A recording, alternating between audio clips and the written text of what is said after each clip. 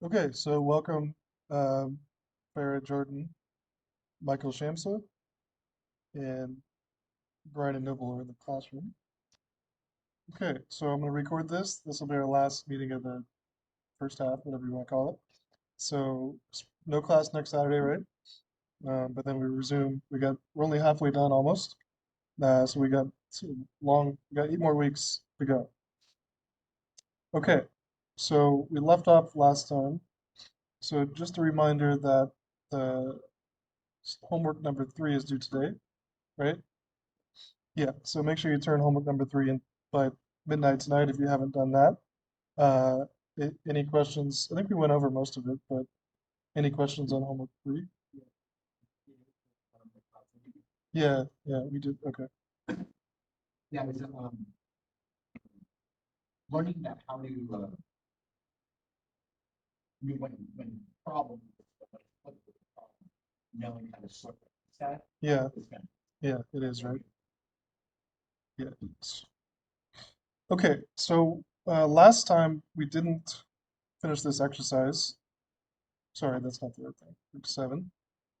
Um, okay, so let me just go over this real quick. Won't be graded, but I presented an exercise last time, and if you did it, we'll go over it real quick. I probably won't do the whole exercise, but if I open up this thing, because this will lead us right into forecasting, because if you can define the equation, you can do some simple forecasting. Okay.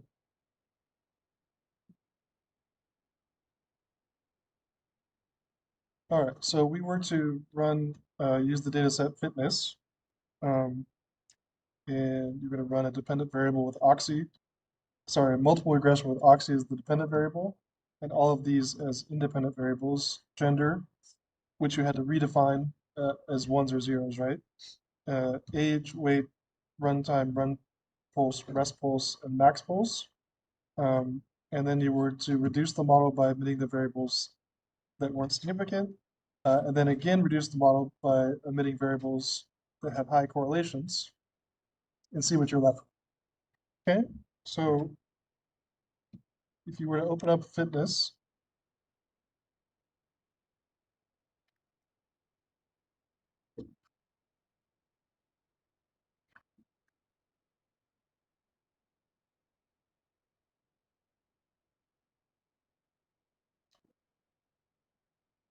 all right. Um, okay, so did we do this exercise? of You want to see it? Okay. answers I got. I go eight, twelve, Okay, so let me start the process here. So why don't we do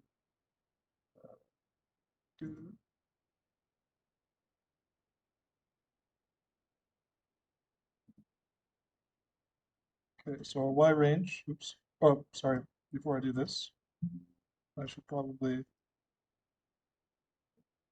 yeah, redefine. I already started this one.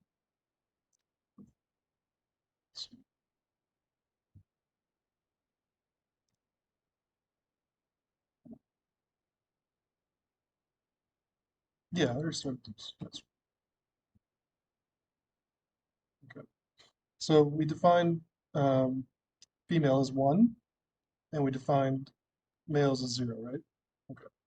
So now we run a model with oxy as the Y variable, and then these green ones as the independents. removing the wild. It doesn't matter where you move it. It's just easier if the X variables Yeah. are consecutive because this is the selection range. But the Y variable can be anywhere. Doesn't data. So Y range.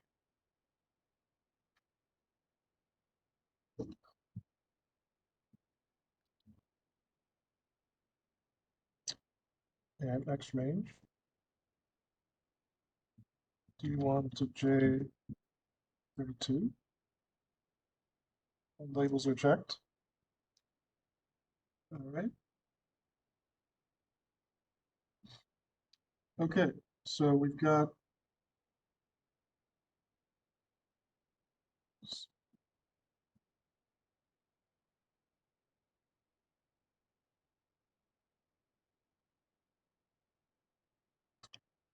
okay, so we're going to take out well, you can see there's a I mean the full process is to do these individually, but I'm going to just skip a few steps because we know that yeah.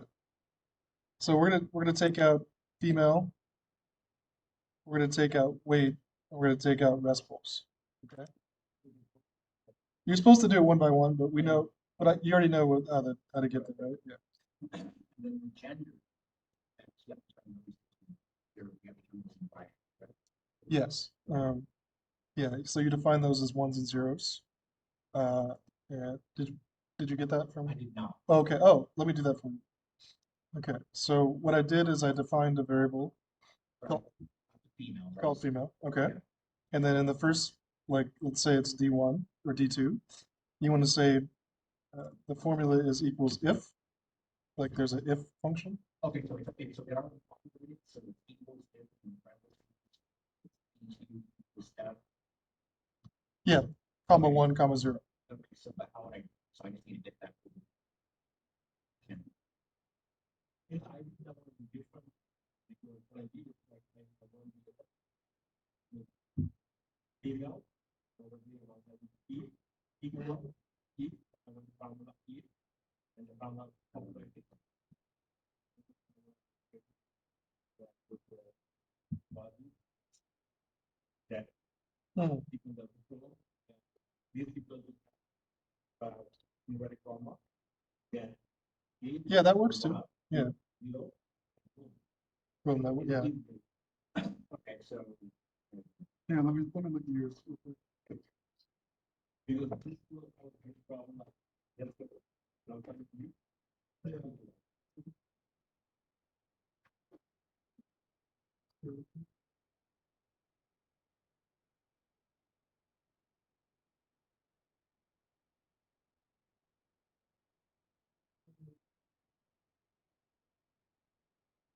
I think we can go back. Yeah. Yeah, no, no.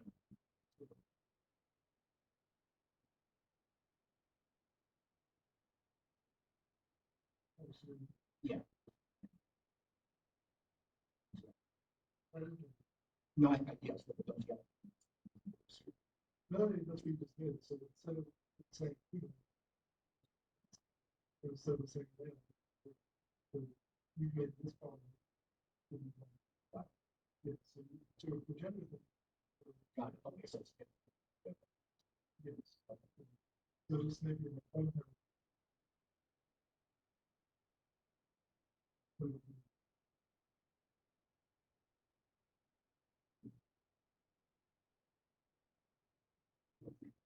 Okay. So if we were to take out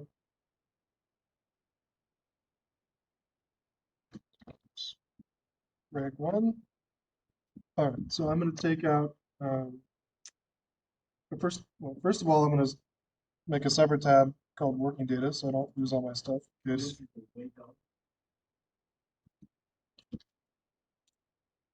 So working data.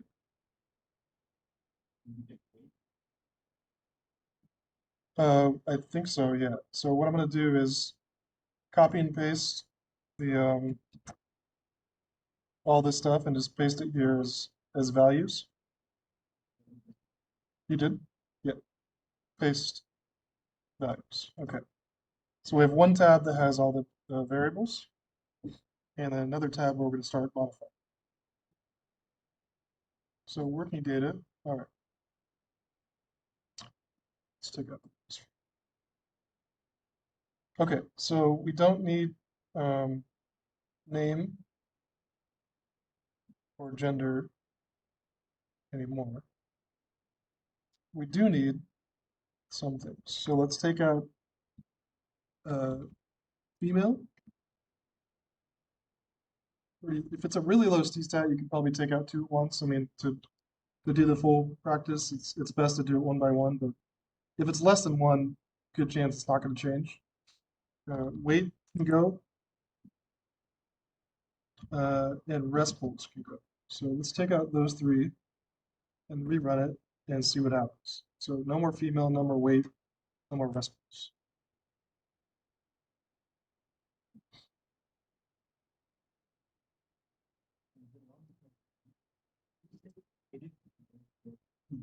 Yes. Yeah. Yeah, we'll probably, let's see if we rerun it. So age, runtime, run pulse, max pulse. All right, let's run again. Okay. Brian, you good? No, Oh, don't worry about it. yeah, uh, this will be on the video and you don't have to turn this in. No, no, no, no, I'm just, it keeps that I running, so running gender, gender, max pulse, or the index where the boxes are. And then when I run it, it says, numeric.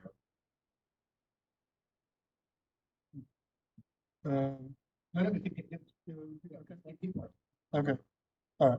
All right. Let's run again.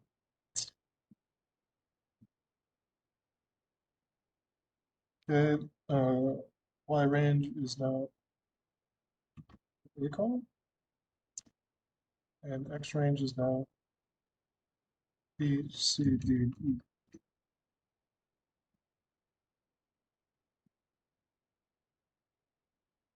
I don't know why it always puts it like in a weird spot.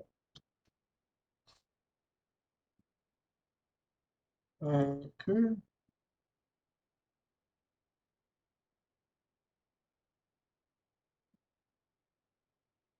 Okay, see now it flipped back. So we're gonna keep age now, right? Or we've taken out the non-significant ones. So age has a t-stat of 2. Uh, runtime has a t-stat of 8. Run pulse has a t-stat of 2.92. And max pulse has a t-stat of 2.02. Now the next thing is to look for correlations, right?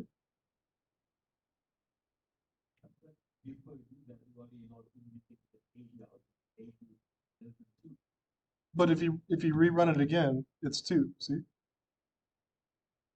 Because you don't want to take them all out at once. You want to do it one by one. But oh, and you still got less than 2?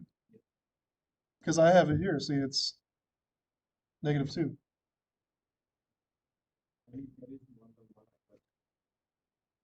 Even because most likely you take two of them out, Yeah. you one by one, you can female out, Mhm. and separate female. Okay, so but if you took out, you probably took out this one first, right? Rest pulse, Right. and then you probably took out weight, Yeah, and then you took out female. female out. Oh, after age. Yeah. Oh, I think that's. See, if you take out female first, because it's got the lower t-stat, then I think age will flip to significant, right? Yeah, we'll try it. Run it with age, runtime, run pulse, and max pulse. You know why? Because no, you're good. I did the female out because I was thinking of CI. Yeah. Zero. So I was thinking that Galima, should I take it out or not? That's why I didn't think. Okay, but you get it, right? Yeah. Yeah, okay.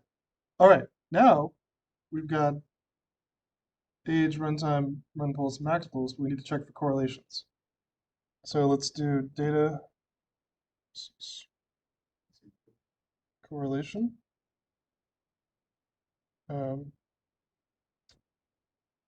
So we want to do age, runtime, run pulse, max pulse.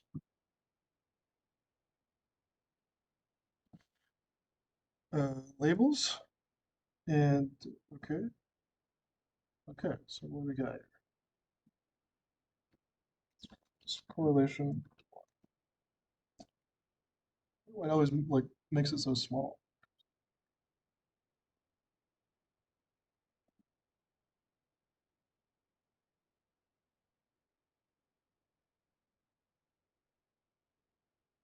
Okay, so we've got a, wait, what do we got? So again, ignore these because they're on themselves. These are just to gray them out. So age is not very correlated with anything. 0.2, 0.3, 0.4, we're good there. Runtime, 0.3, 0.2, but this one is a big issue. So, which makes sense. They're both measuring some pulse rate. So we got to get rid of one of the pulses out. So we need to take out either run pulse or max pulse. Correct? So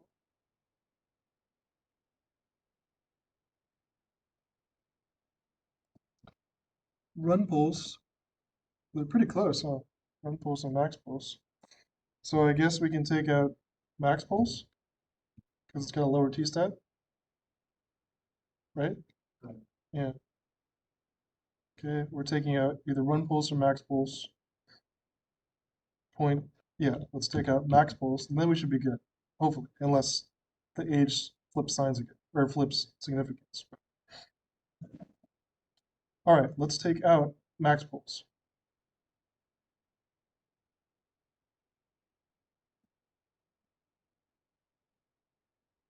So age, runtime, run pulse.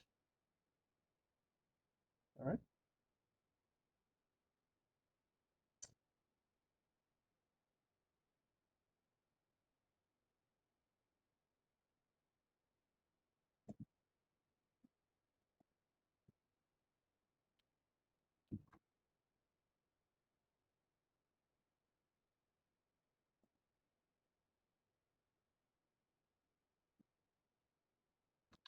Let's call this reg 3.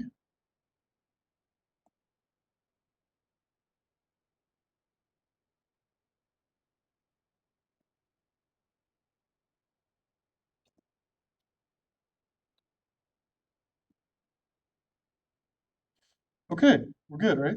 So we got age, runtime, run pulse. Why don't we, just to be sure, let's check the correlations one more time, even though we know what's going to happen. But it looks like this is going to be the one, so I'm just going to make a note that we're going to keep this one. These are different. The colors are different on this monitor or this spreadsheet for some reason. Okay, last thing to check is correlations.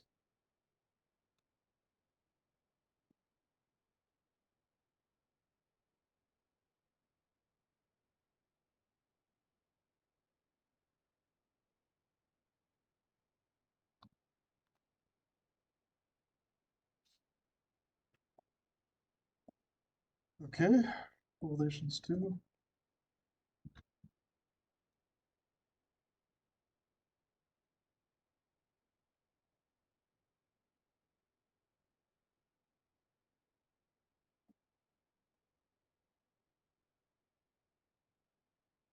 Yeah, it looks like we're good, right? We got a 0.2, a point, nothing's correlated. Yeah, we're fine. So this is the final one. So we'll keep this, and our main regression is going to be reg 3. So we started with this. We narrowed it down to age, runtime, run pulse with these two regressions, the two correlations, and then this is the one we're going to keep. So maybe I'll just call this final.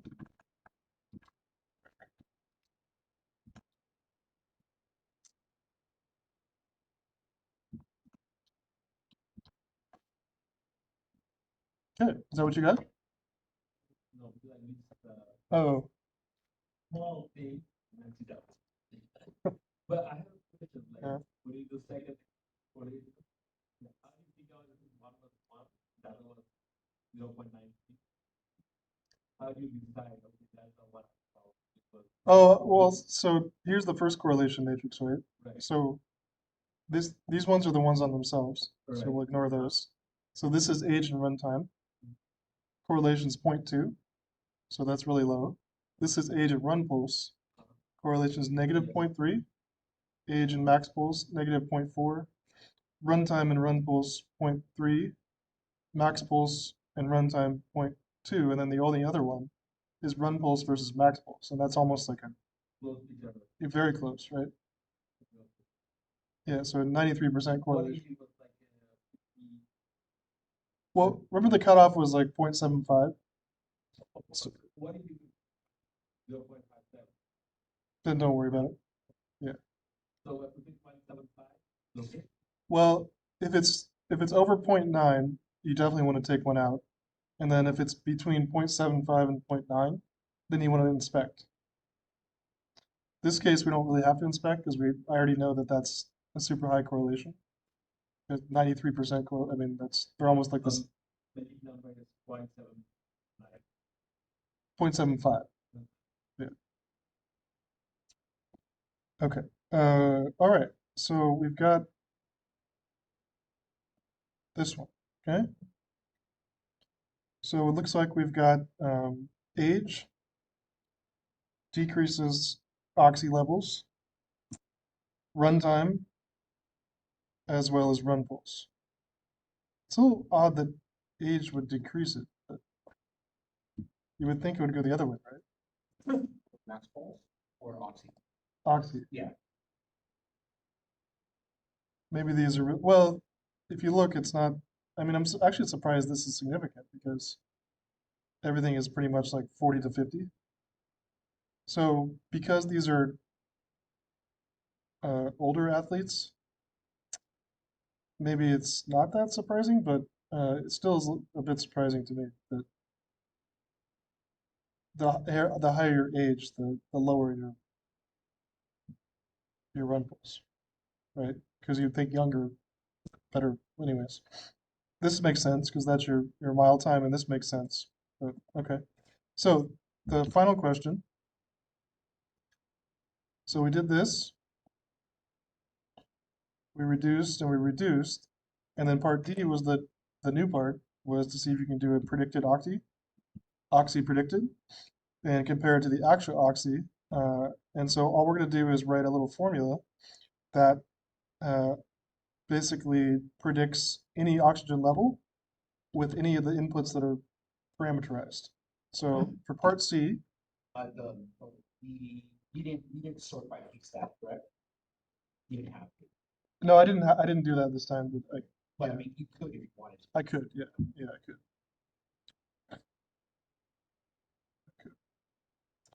Okay, so our working data has these ones.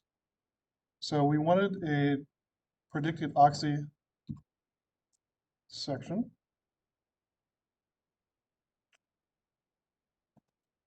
So what we want to do is see what oxy would be predicted and compare it to the actual oxy. So if we use these, I think the easiest way to do this is just maybe copy and paste your coefficients so you can just refer to them in the other tab. So if I just choose this range, A16 to B20, Control C to copy, and back in the working data, let's just paste it maybe right here, Control V.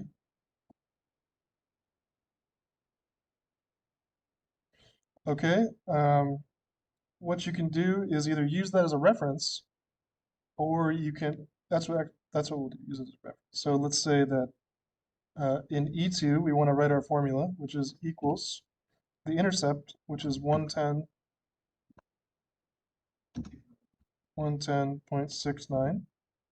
And then all of these things are negative, so it's minus 0.25 right there, times age, which is B2, and then minus parentheses 2.83 times runtime, C2, and then minus parentheses 0.13 times D2. And then if you do that, you can autofill the whole column. So let's see what I get. So the model predicts that with this age and this runtime and this run pulse, my oxy would be 55.49, and it's actually 59, but so this shows you like the fitted line versus the actual. So then if I was to just double click this bottom right corner like that, that's going to apply that same form. That's the autofill trick. Yeah. No. Yeah.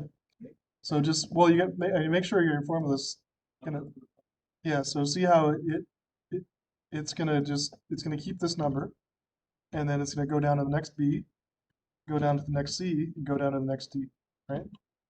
So set up your formula, and then right here, see there's like that little tiny box, double click that, and that should autofill. And you always want to like verify the last one. See, so that's predicting with this uh, age, this runtime and this run pulse, that would be 35, but actually it's 37.39. Okay, maybe I'll make these the same decimals.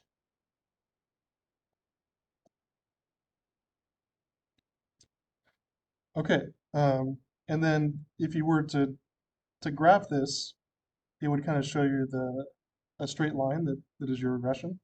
So if I just did something like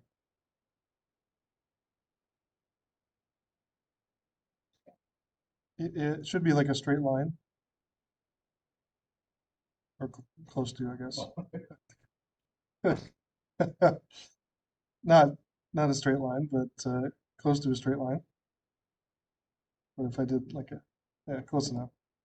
Um, so what the point of this was, so did we get this part? Okay. So the point of this part is that if you get this prediction for this equation, and you find out some other observations, you can predict what those would be. So let's say that actually one thing I like to, if there's a long, if you're scrolling down and you can't see the top, you can hit the insert tab and no, the view tab, and there's an option that says freeze panes. And if you hit that and hit freeze top row or first column, whatever you want, freeze top row, that will lock the first row. So see when you scroll down, you can see the title. Yes. Yeah. So I learned a few of the things. yeah, I like to do this so you can kind of see where you're at when you go down, especially if you have a big data set. So what we can do is, let's say that I'm just going to make up some numbers. Let's say we get a new athlete that's 55. Sorry, not that. 55. Let's say that their runtime is 15. Let's say their run pulse is 175. Now that run time, is that a mile? I think so. Okay. That's what I'm assuming, which seems kind of, Yeah, that's about right. yeah, because eight's pretty fast for being 40 or, Yeah, that's a little over 4 minute mile. yeah, Okay. yeah, that's about, yeah, that seems right. I mean, these days I do about a 10-minute mile. Oh, you do? Yeah, is that's 10 minute mile. 10-minute mile. Oh, okay, got it. Yeah, 10-minute mile, I think is what it is. I think they run a mile and this is their time. Okay. So, nobody's breaking the record here. But No. anyway, what is the record? It's like sub 5? Something like that. I think, like the benchmark at one point was 4 minute mile, but I think they cracked that. I think you had Someone they have cracked. the LA Marathon right now. You had both male and female winners do it in under 3 hours. So they were doing it in like 2 hours and 35 minutes. Wow. Yeah, see if you can find the record mile time.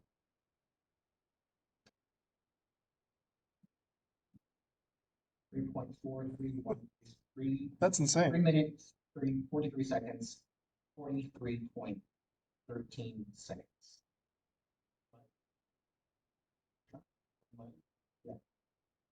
Yeah.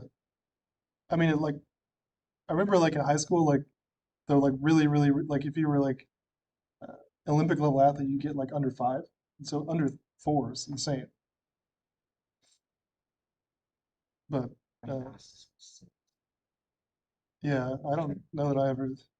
I just remember. I don't know if they do this anymore, but if you were uh, like seventh or eighth grade, they'd make you do the mile and time you in like physical the PE class. You know, they still do. I think now they have like green programs.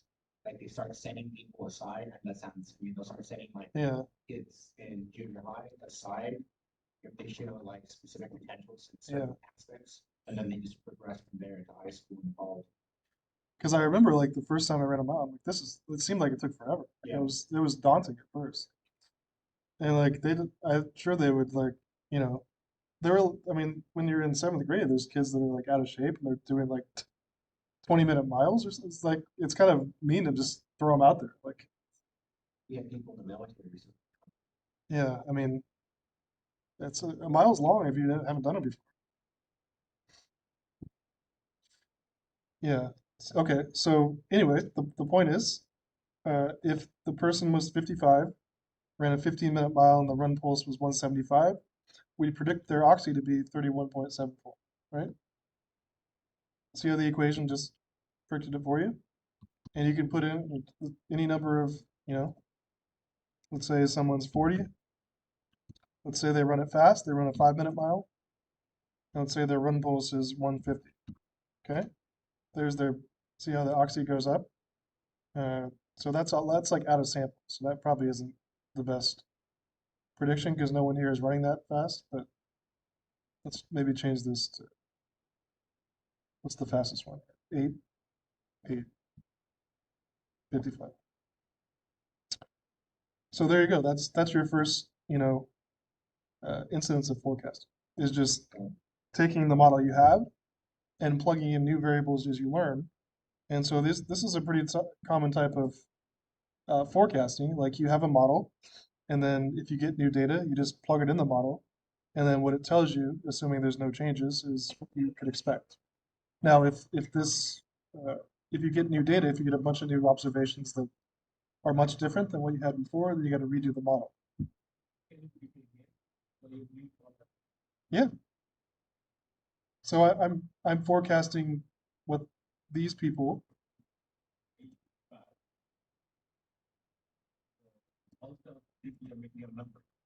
Well, I am, but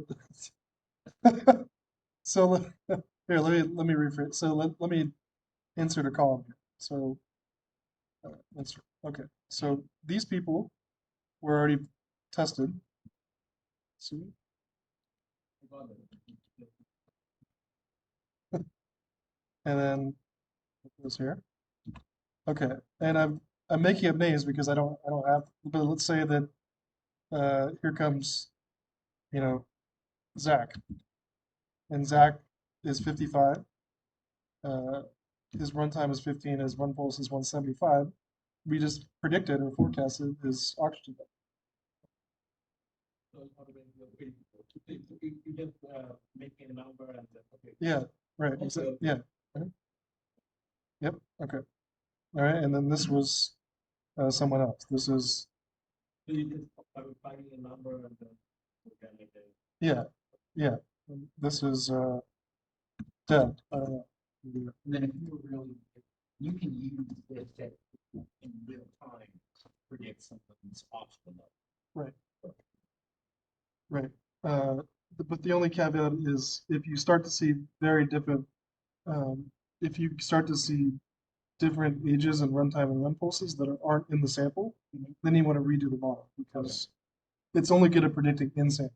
So if you start to see 20-year-olds or people running 5-minute miles, this won't predict that because they aren't in this sample. You have to do between that is 40 and 60.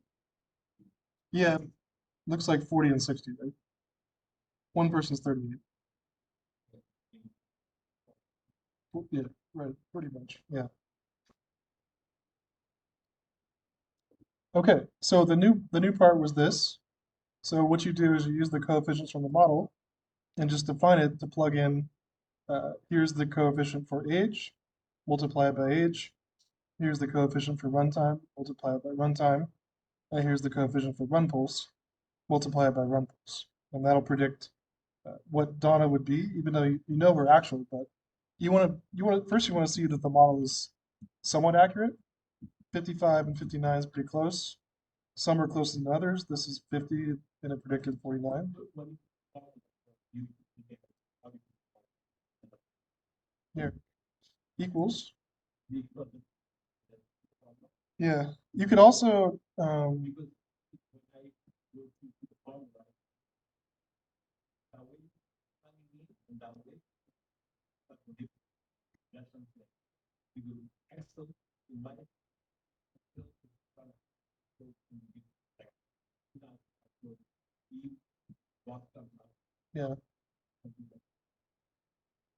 can you show me? I don't know what you, yeah,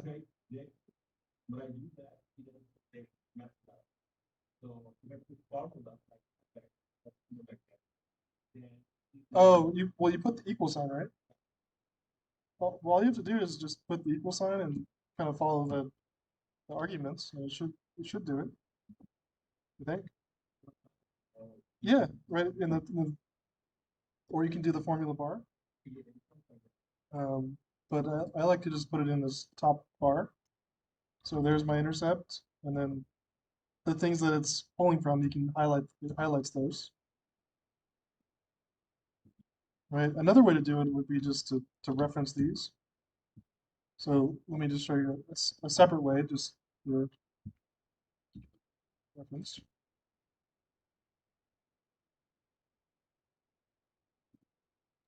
Let's say instead I did equals, just click on the intercept, but because you want it to be the same, you need to reference it like $I, $3, so it's always that one. And then plus age, parentheses. But because you're going to leave it there, it's $I, $4 times age. Okay, I don't know if this is more complicated or less, but plus parentheses this one, $I, $5 times runtime, and then plus parentheses this one, but reference it as stationary $I. Oops. $6 times rentals. That should be the same. It's not the same.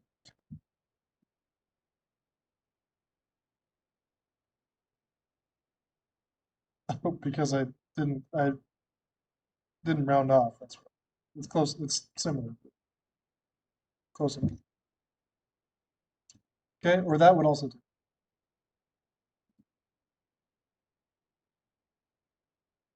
So, but see how these are, when you double click the bottom, it pulls from the same set of parameters.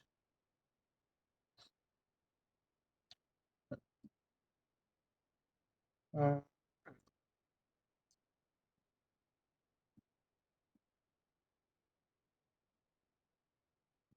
okay, good. Okay, Brian, you good? All right. Okay, so you should be able to start with a data set, define a binary variable if necessary, run regressions and reduce based on significance, uh, then rerun and reduce based on high correlations, and then you're left with something with significant variables with no correlation, like this one. And then you can also use the parameters to make predictions in actual forecasts.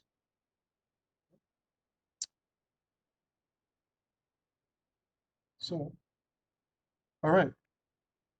Oops.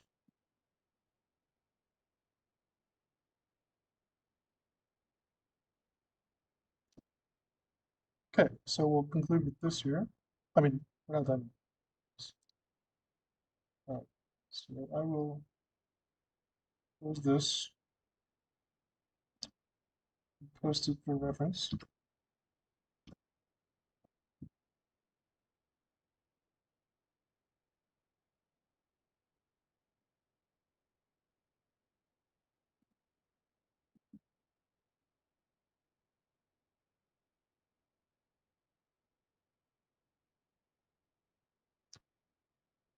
Okay, week 7. I think that's the right one.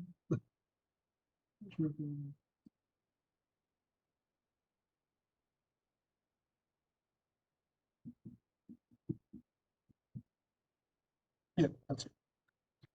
Now, today, let's move on to week 8. So what I wanted to introduce, and there won't be any homework over the break, but I wanted to introduce some forecasting things in addition to what we just did. And then I did put under software use, I was going to show you some software that we might be using after the break, and I put the links to download it. You don't have to do it today. You don't have to do it, you know, until after the break, but if you want to, it's there. So this is actually, let me do the, before we get to that, let's go to week 8 and let me show you a little intro to forecasting PowerPoint.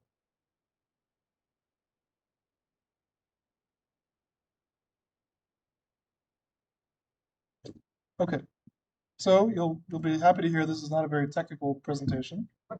So no one will, uh, it's just a kind of a little intro to what we might be doing in forecasting. So we're going to do some simple forecasting and maybe a little more advanced, but nothing too crazy in this class. So all we're doing is making predictions of the future based on past and present data in trends. So you're using what you've observed to make predictions going forward. And if something changes in the past, or like this is why a lot of like economic models don't predict, because if something changes, like there's COVID or there's a bank crisis, that wasn't in the model, and so your model can't predict something it doesn't know how to predict. So if the like if the shock or the cause of the change is not in the model or in the forecast, then your forecast won't predict it if it doesn't have that information. Okay, so you can predict if you want to build another power plant. You can predict how many people you want to hire. You can predict, try to predict if your stock price goes up or down. I did make a link to in week 8. I posted this forecasting principles and practice book. It's a nice free textbook. We're not going to get into the deep parts of it, but if you look at like chapters 1 and chapter 2, it's pretty simple. It's a pretty good textbook. It's free. Looks like it was updated recently, but I used to teach a class just based on this textbook in a different university, but not. I haven't used this textbook solely for a while, but I like to use it in parts. So if you get a chance, it's free. Take a look at chapter 1. Take a look at chapter 2. But don't go too far because it starts to get advanced. But chapters 1 and 2 and maybe 5 would be anyway. I wouldn't go if you want to take a look at it. I wouldn't get past chapter 1 or chapter 2 for now. But it's a pretty nice book. You can scroll down. Sorry, well here they're already scaring you with this code here. But so but this textbook syncs up and is built around RStudio, the software I presented for you. So they give you like free examples and free code to use, but it's a good textbook, and again, it's free. The latter chapters start to get a little too advanced, but you don't have to go there.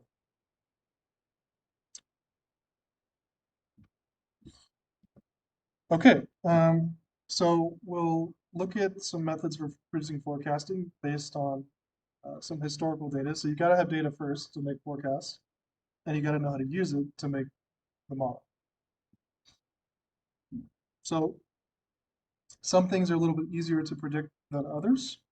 Um, So some things make it easier or less easy to predict or forecast. So how well you understand the factors, the historical data, how much data you have. If you don't have any data to predict, you're probably not going to get a very good forecast.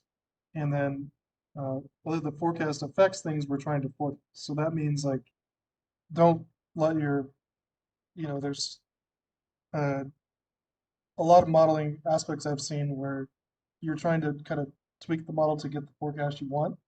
I'd recommend not to do that and just go with what the model tells you. So I know that, if you're running a business, you want your forecast to be better. You want to see like a higher growth rate or a higher revenue. But if that's not in the forecast, if that hasn't, if your business has been losing money the last couple of years, or let's say it's during COVID or anything like that, don't try to convince yourself of other things than what the forecast is telling you, because if the historical data is telling you one thing, it's nice to want a different result, but you got to see the trend before you get the result. Okay, so good forecasts capture patterns in the data, relationships in the data, and don't replicate past events that won't occur again. So, for example, if I was doing a in kind of forecast using the year 2020, it's probably not going to be either that, either we need a ton of years, or we need to take out that year because it was an anomaly. So if you have some kind of crazy event like a political event or a COVID-19 event or something like that, make sure you have enough data to wash that out, because using just what happened in COVID to predict what's going to happen 10 years from now isn't likely a good forecast, because yeah, it's possible that we can have a COVID situation again, but it's unlikely that what happened in 2020 will predict what's going to happen going forward. So be wary of recency bias, is what I call it. Okay, so forecasts don't assume that we're unchanging, but they do assume that the way in which the environment changes will continue. So you can predict a trend, you can predict a pattern, and the forecast can do that pretty well. But if something changes and your model didn't account for that, then your model isn't going to predict the change because the change wasn't in the model. So you can predict trends pretty well, or any kind of pattern historically, but if something like COVID comes along or like the financial crisis, that's not going to predict, because it wasn't it wasn't planned. The data wasn't trained to recognize that. Now it could, I mean, it could recognize that you could put like a um, you could put like a binary variable for recessions, and say like every time there's a recession, this is what I expect to happen, because we've had uh, 20 recessions or so, but we haven't had so many COVIDs or things like that. So if it's something that it's got enough information to use to predict, you can use that. But if it's something really crazy, then that's going to throw the whole model up.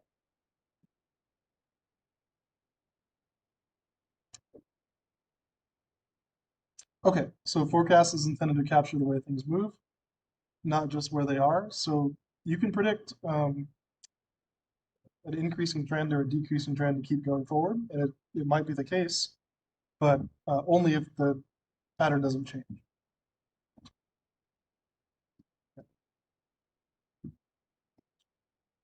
So, okay, so there's two main types of data. We've pretty much worked with this, well, a little bit of the other one, but mostly this, which is called cross-sectional. And this is collecting data at a single point in time, like we just did with the Oxy, or like we did with the movie theater, stuff like that. So if we're incorporating time, then it's time series, but cross-sectional means you're kind of looking at a specific period of time. So what have we done recently is looked at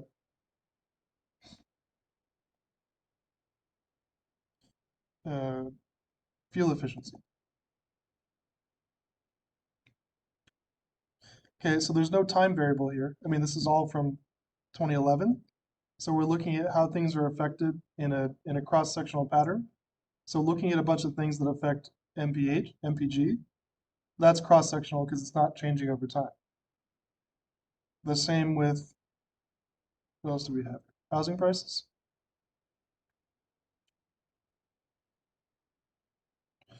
There's no time aspect here. It's just price and a bunch of variables. So this is also cross-sectional because you're looking at how a bunch of static things affect price. And I don't mean static like they change, but the time isn't changing. What else do we have? So cost regression 3.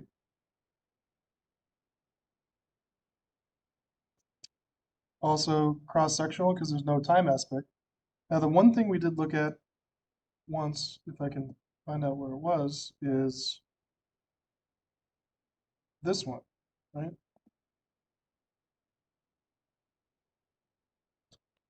So even though this is very simple, we looked at sales changing each year. So this would be a time series because you're looking at how something changes over time. So if time's involved, whether it's years or months or sales, it's a time series. And if it's not, then it's normally cross-sectional.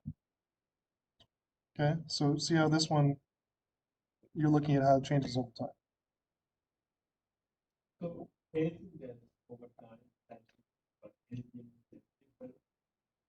Yeah, anything that's not, I mean, everything we've looked at so far, except for this one, has been cross-sectional because you're looking at a specific point in time. But if you're looking at one thing changing over time or more things, then that's a time series. Now, there could also be both. It could be, we probably won't get that far, but you could look at um, multiple things that change over time, but we'll stick with using one or two things that change over time.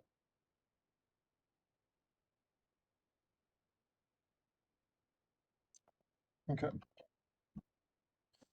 Okay, so we'll look at time series in a bit and after the break. But most of what we've done so far is cross-sectional, looking at collecting data at a single point in time.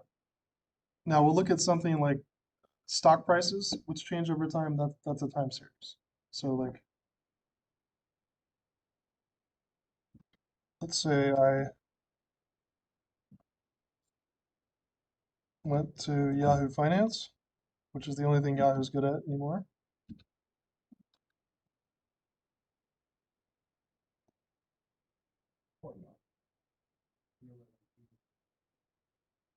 Yeah, they were. I mean, if I mean, everybody knew, yeah, Google. yeah, that's right. I used to Yahoo things instead of Googling. It was yeah, and then yeah, they had the emails first. They had you know. So let's say I look for any, I don't know, Apple. Okay, so here's Apple's.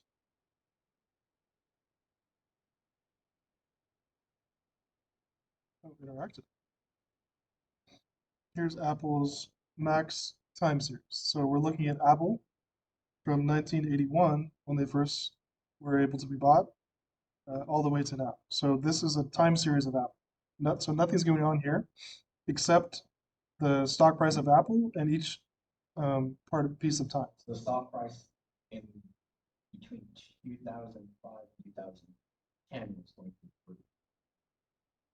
Yeah, well, since it looks like, I mean, post 2000 and 2010. Now it's $170. Yeah, yeah. So, but I mean, look at how flat it was for almost 100 years. I mean, 20 years since the 80s. This could have been, you know, could have never happened. But, so that's a time series. Looking at Bitcoin's stock prices of Yeah, I don't know. I don't think Bitcoin's in. Maybe it is in Yahoo Finance.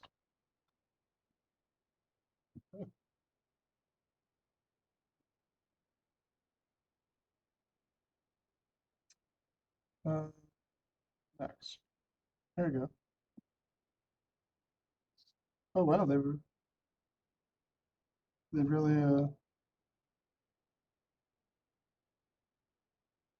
didn't it start at like a fraction of them. Oh yeah, no, I remember a friend of mine No, he was like, hey man, he came down, he was a friend, he was like a work colleague. He's like, hey man, you can have tomorrow office for this for Bitcoin. And I go, you go away. Yeah. And but Oh, that's zero. Okay. So it's funny how this graph works because that's zero. Why are they showing me a negative? Oh, because they want to show you the returns. So Bitcoin started at about zero. See that? And then it wasn't until, yeah, no one does. It doesn't make sense. that's why I don't buy that, I understand how it works. I don't understand why it's an investment I don't understand. This is so because it's not. valuable item, I don't understand, I don't buy it. Well, at some point someone's gonna just be like, there's gonna be some Bitcoin bandit that like, everything gets like erased, which could happen, but you can't. That can't happen to Apple. I mean, Apple can't leave unless something. One of the things that Bitcoin has is that you can't track. Which is why a lot of drug cartels use that. Yeah, you don't have to pay taxes on it, right? Yeah, Well, they don't pay tax on anything that's true. That's a good point. Unless it's, Well, well, wait, Bitcoin is good. there is no company. Yeah, it's Bitcoin's a name and an algorithm out there in the universe. Yeah, we So you don't. can go to Bitcoin. It's not like Bitcoin's corporate offices are in Milwaukee. They don't use it. It's a name. It's completely electronic. You don't buy it? Make you money? Wow. Yeah, I mean Yeah, you can. I mean it's probably too late now, but you can buy a Bitcoin for $67,000, or I guess you can buy like a fraction of it. But yeah, who knows? Look what I mean. Your guess is as good as mine on this one. All right. So if you invested, just say if you invested $5,000 into Bitcoin when it started, what you would have in your portfolio in Bitcoin would be 342,615,000 dollars.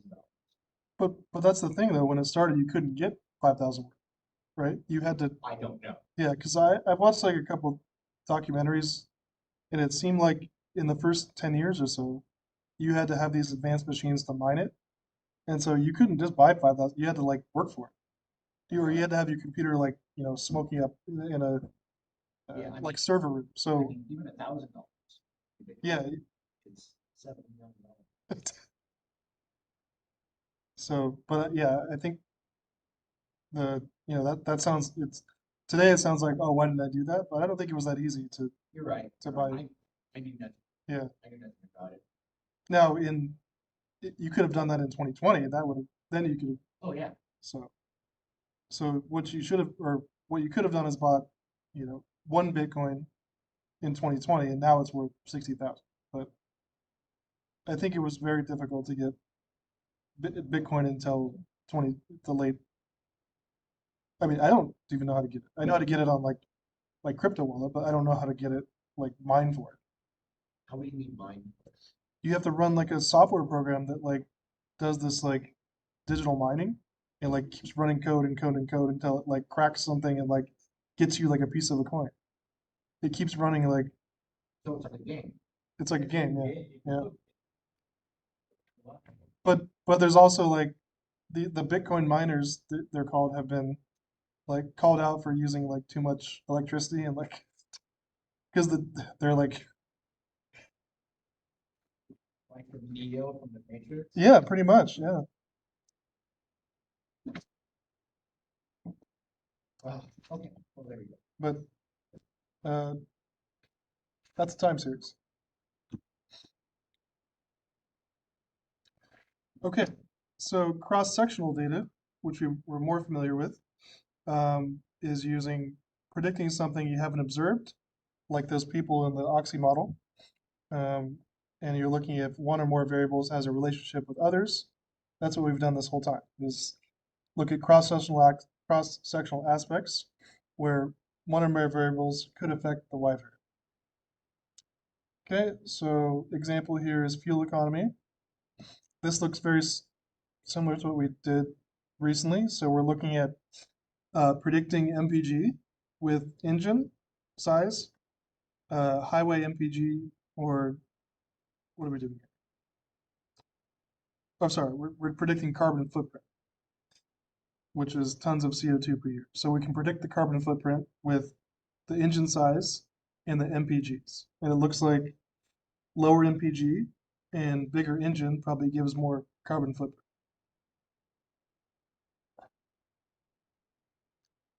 You know, some of these vehicles aren't even. Do we even have Saturn anymore? No, Saturn's gone. How about Scion? They're still there. They're still there? Everything is there except Saturn. Okay. Huh? So unfortunately, it's Well, they yeah, they definitely yeah yeah, yeah. They're yeah, but yeah so oh Shams let it. Hope she wasn't doing the whole time.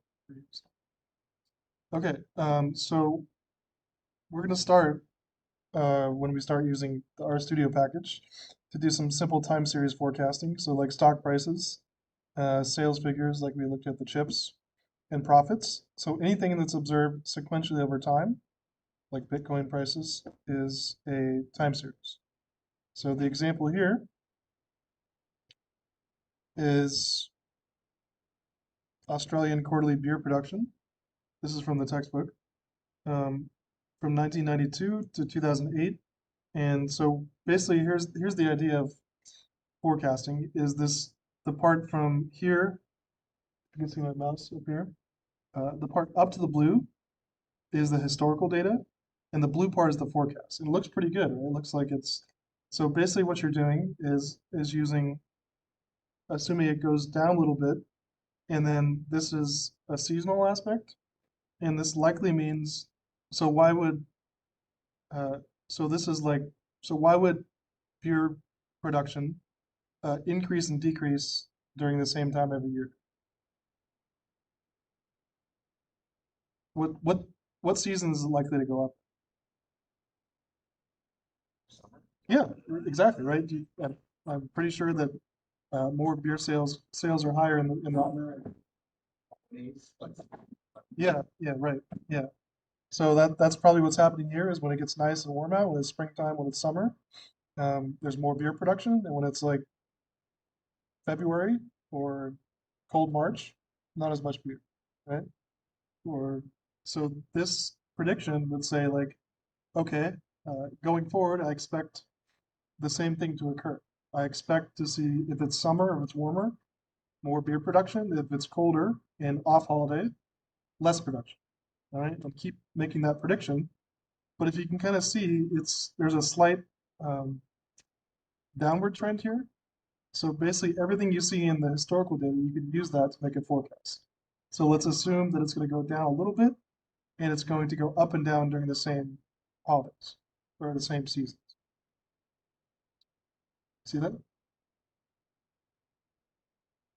And then the modeling aspect could use that basically incorporate what you've seen in the data and then make that prediction going forward.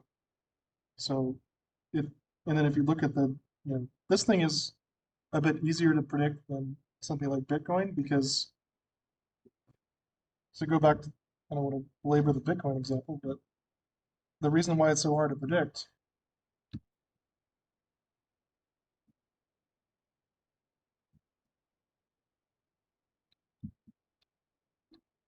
is start getting Bitcoin ads on. Do they advertise? They don't advertise.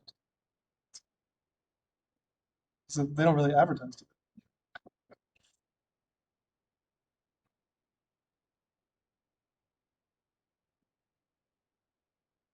But someone does own it. No, each Bitcoin is owned by some like one person or a fraction. We don't even know who started.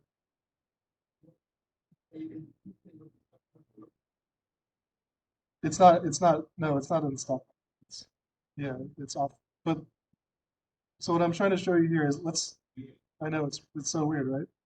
So let's say that you were looking at data from 2005 to 2007. See if I can specify date.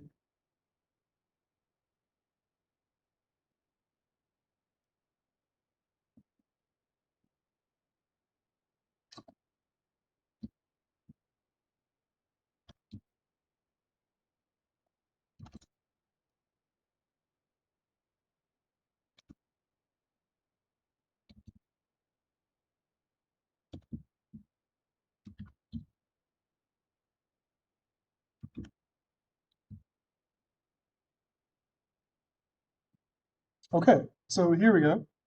This is Bitcoin. Oh, Christina's here. This is Bitcoin from 2000. Oh, it's not.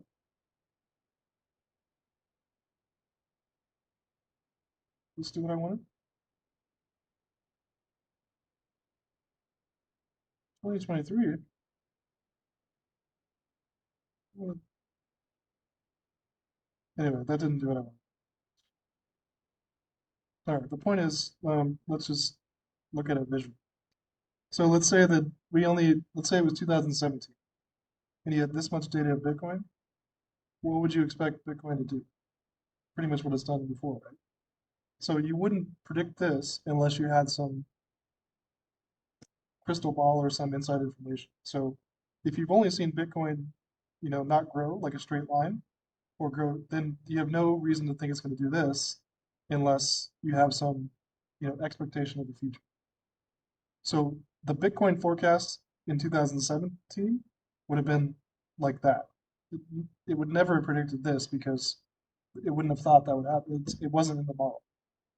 So the point is you can't predict this with this data.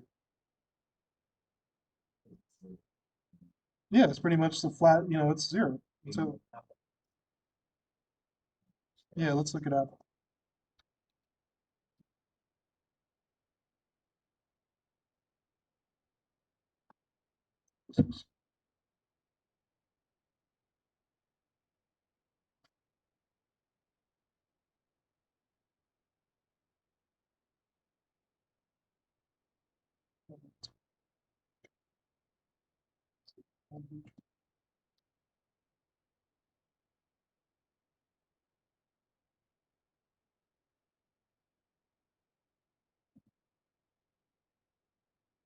Yeah, I find this is not even good at this.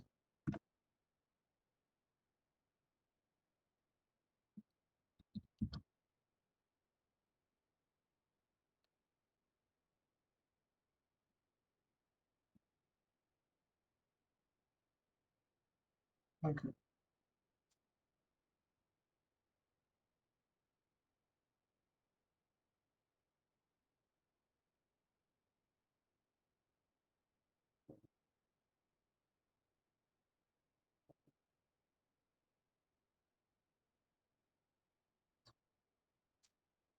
Well, so much for let's go to Google Finance.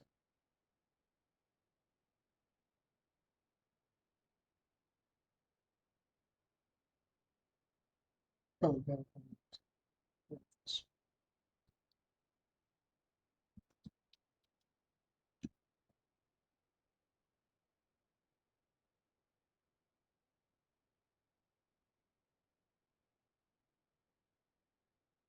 Sure.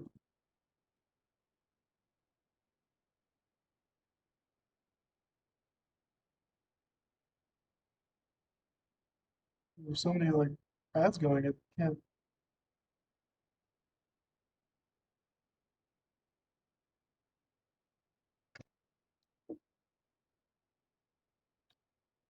So let's try this one.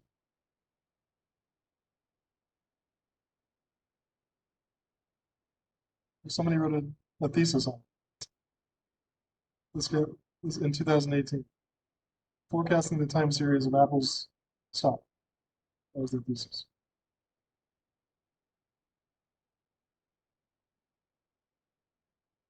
I'm just trying to find a graph. Okay, there we go. So Brian was saying that, yeah, like let's say it's from 1990 to 2000-ish or 2005, there's not much going on, but once it starts going up like this, you might think it's going to keep doing that, which it did. Right? If you kind of kept this trend and just kept it going forward, then you probably had a pretty good. This is actually pretty. Apple's pretty simple here. Like it's growing at a certain rate, and it's not. It has a few dips, but if you keep it, chances are it looks like you're. This only goes to 2015, but it looks like it did pretty. It pretty much kept to the prediction. Whereas Bitcoin is up and down and all over the place. Okay, so for over the break, read this. I'll read it. Uh, well, it only goes to 2015, so it might not. A lot's changed in the last 10 years. You're welcome to.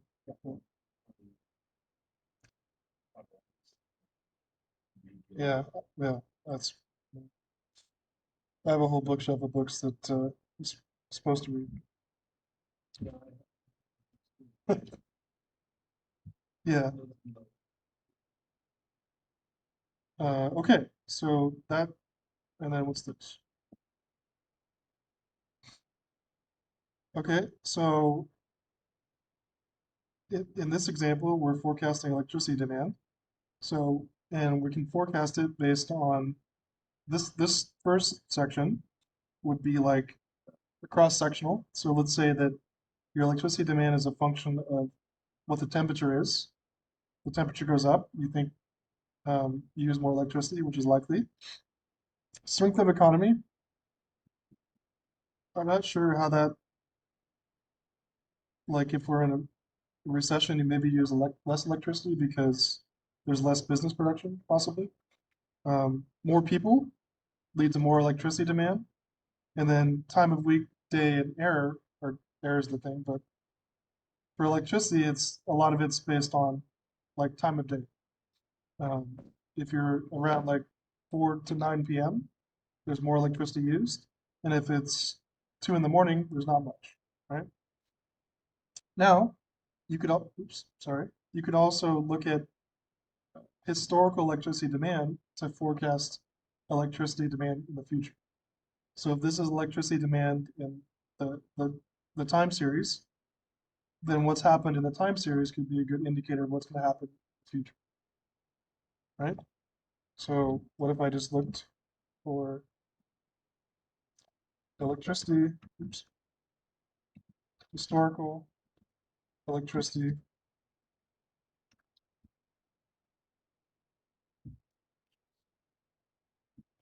demand, California.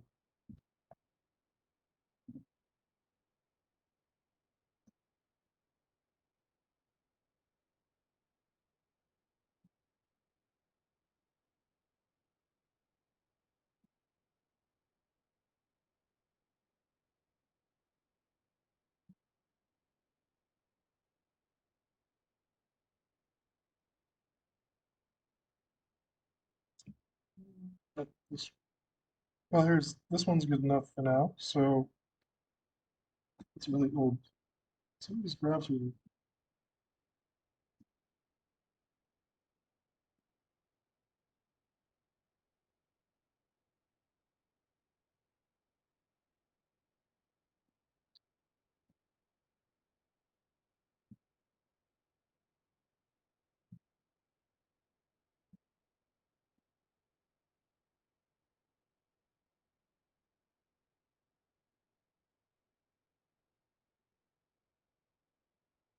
So I'm going to show you guys what I was.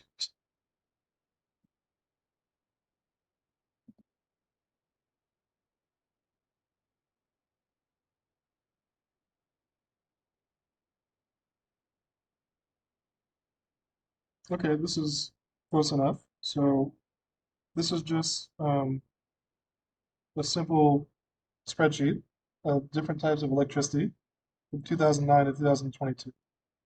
All right, if I wanted just to predict what I thought it would be going forward, obviously we already know what it is for 2023, but this spreadsheet's not updated. I could just look at first. Okay, so if in these are the observations from 2009 and 2022. We looked at a graph.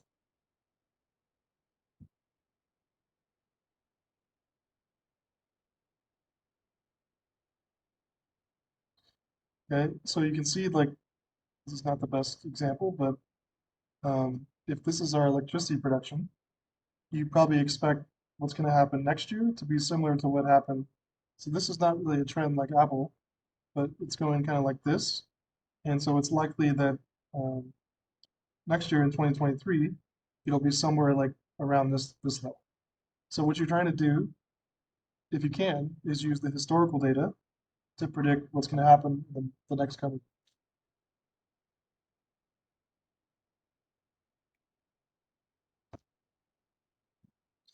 Okay. All right. Basic steps in forecasting. So figure out what problem you're trying to do, or if your problem is what's Bitcoin going to do in 10 years, right? Or what's Apple going to do in 10 years. Okay. Get the data. If you don't have the data, you can't do anything. Then look at the trends. Like the first thing I recommend is look at what Bitcoin's done, look at what Apple's done, look at what electricity's done, and see if you can see things in the data that you might expect to see going forward. Fit different types of models, linear regression, some kind of seasonal thing if you want to capture what's right, and then you can use and evaluate a forecast. So, for example, where was the one we did?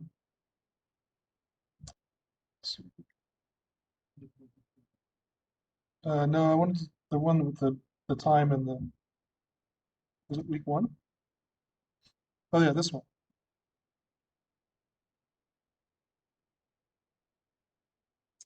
So, even though we didn't kind of realize it, this was a time series at the time. And we did this together where we looked at a linear regression saying each year we expect um, it looks like the sales have increased at about 92,000, right? And so if we expect that trend to continue, we can tell Excel or whatever to keep it, let's say I did chart design, add chart element, trend line, and more trend line options. And there is an option here for, see where it says forward. Let's say forward uh, 5 years or 5 periods because these are years, and just close that. Well, I need to,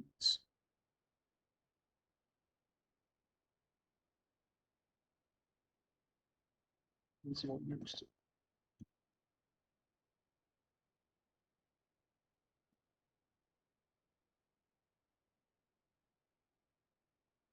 So what I'm doing here is trying to use this historical data to predict what could happen if the same trend continues for 5 more years. Um, and to do that, I would have to select it so there's some years that are chosen, and then the forecast will say, okay, it's basically going to add 92,000 to every year.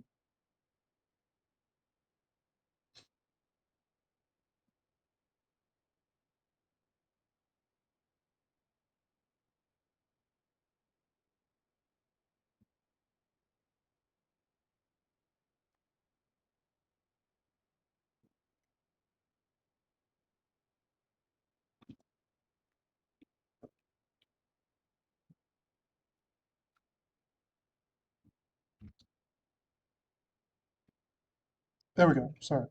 Okay. So here's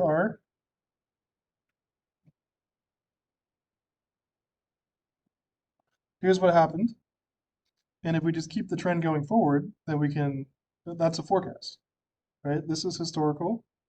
And then if we assume that trend's going to keep going, then just keep it going up. And then that would be your forecast where you think in 20, year 11, it's like 20,000, 2,200, and it keeps going up. So you can, Excel will do that for you. The only thing is um, if something changes in your data, if you get like a dip, then you got to modify your forecast. But given what's happened historically, you can just assume that's going to happen unless you get some new information. So for that, we need to get a number. I mean, you have the year, 11. Yeah, I have to plug in. Um, But you have like what we do is what we did just now with the predicted oxy. So I'd do something like, let's put this right here. Let's say this is predicted sales. Okay, and all I have to do is, let's say, define our equation again, equals 1,168,200 plus 92,090.91 right here from the, yeah, and then times the year, which is 1. So I'm just typing in this equation equals 1,168,200 plus 92,090.91 times the first observation, which is year 1. Okay, and then if I do the same thing we did last time, but just extend it into the future, those are my predictions.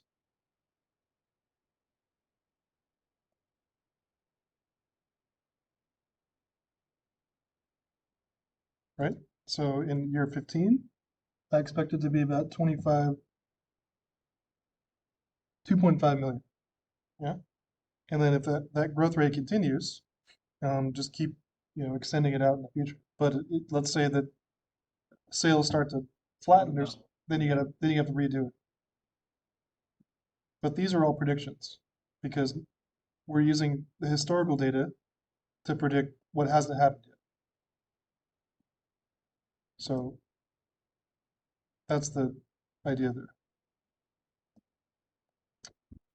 Okay. my main problem would be plug in the Oh, it's easy. You just use this. yeah, and then equal sign the Uh-huh. one Equal sign equals the intercept, and then plus the coefficient for x, and then times x. And remember, x in this case is the year, so it's just year 1. Yeah. So basically, each year it grows 92,000. then Yeah. Mhm. then And see how, yeah, and see how each one it's just doing the same equation, but now it's year 15. But this the slope is the same. yeah, I did the homework. Yeah. What when I do the far out investor with Yeah. everything right direction. I did step by step. Well, that was a new part because it was, yeah. Yeah, so I was thinking should we put the email out or not? This email 1 or 0 correctly out or not. That's all right. That's if you keep doing it, you. Okay. Now, what's next? Okay. So, what we're trying to forecast is technically unknown. Like, Well, next time I can say that I'll use next time I find food, I'll simple the food over there. The sales yeah, it's that okay. is something so because somebody comes to can take a can take it. Because I did myself save you back. I did myself.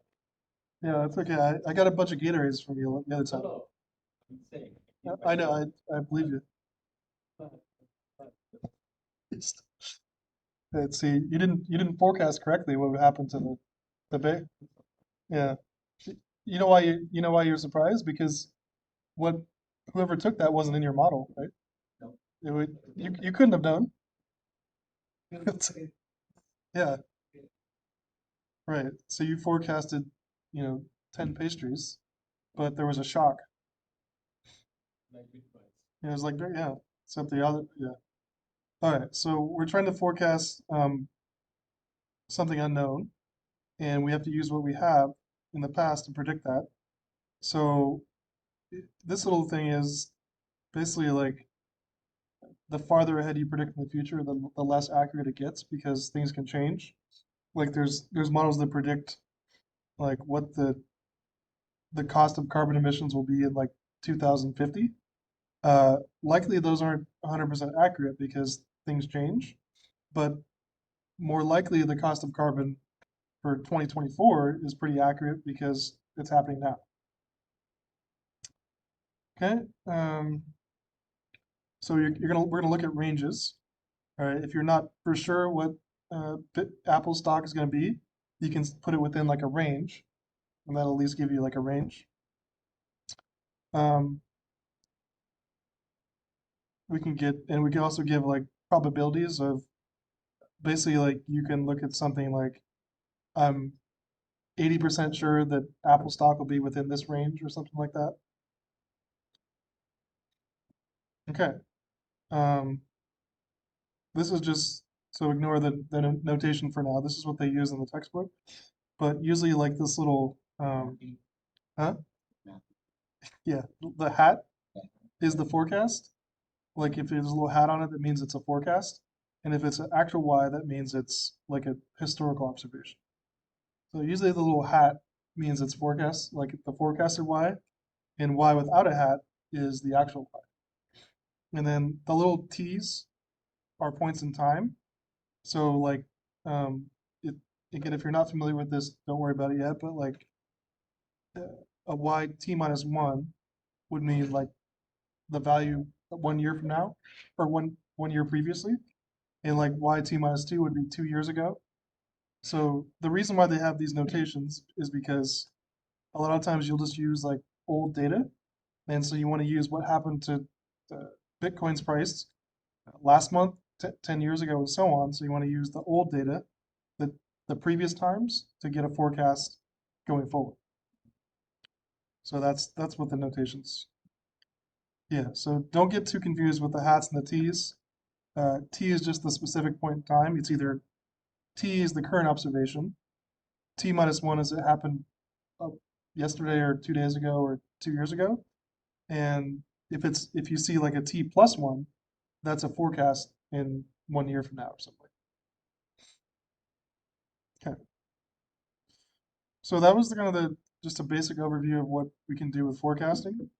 Um, nothing too techy yet. So any questions on there will be yet. So nothing you have to do yet. I'm just kind of giving you an overview. Okay. So let me just point you to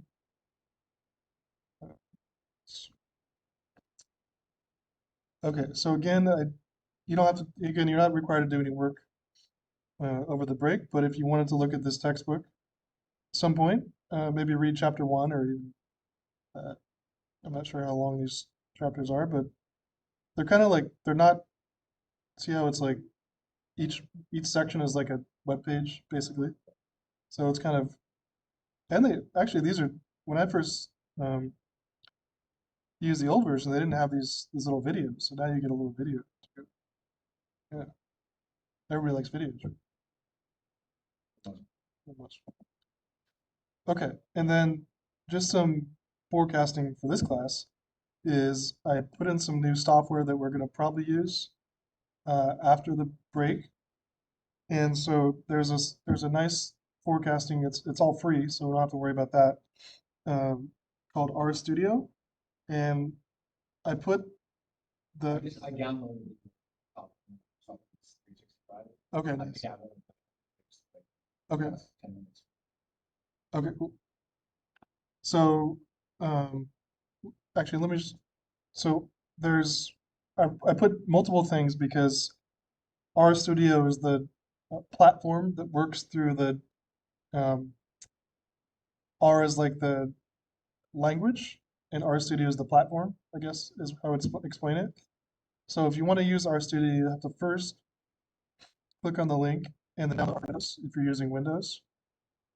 And it should be it might take a little while, but it should be pretty easy to use, or pretty easy to follow the instructions.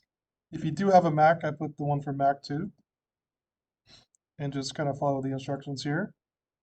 And then after you download R, you would want to download RStudio, and there's the same link for both Windows and Mac. And it should be if you follow the instructions, it should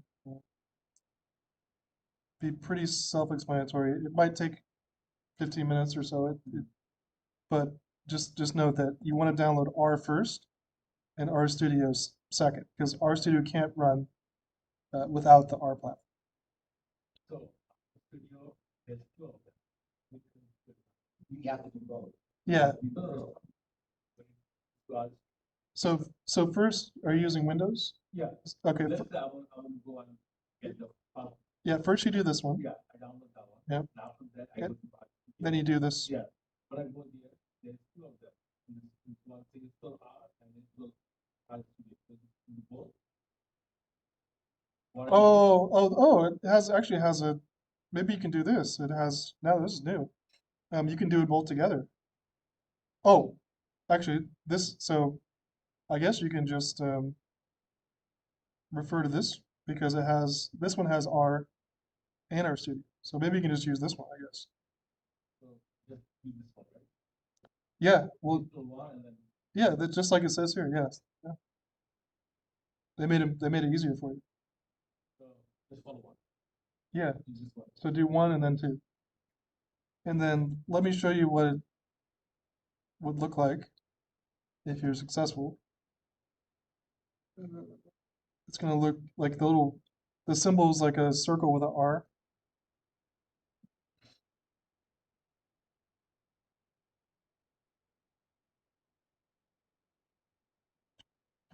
Okay, and it's going to again, you probably haven't used something like this, but it's not that, Yeah, I saw that, yeah. so it's going to look something like this, where 1+1. this is where you put in your commands. You can say like run a regression, and then the plots will come out here. And then if you had a data set, it would be up here. And then here is like what you've done recently. So let's just say that I'll do something real simple, just to kind of give you an idea. Let's see. All right, let's get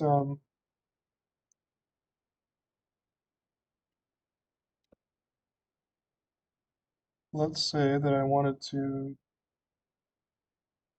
get some data on,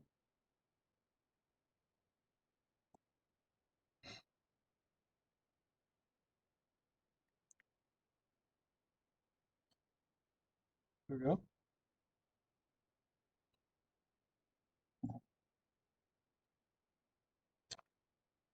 So if you want to get the historical data from Yahoo Finance, you can just go to the thing, navigate to historical data, and let's say I just want, I can choose all the data, and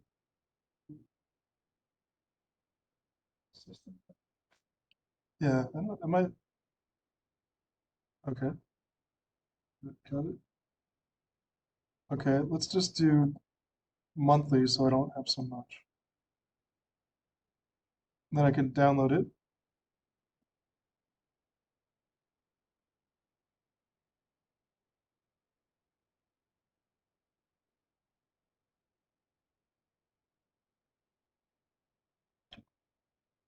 Okay, So you just download the Excel. yeah, yeah, It automatically just defaults to that. yeah, yeah. So here we got a bunch of stuff here. This looks like the date, um, the open price, the high price, the low price. Usually we want to look at the closing price is the one to follow. And then if I wanted to just, let's see, save as.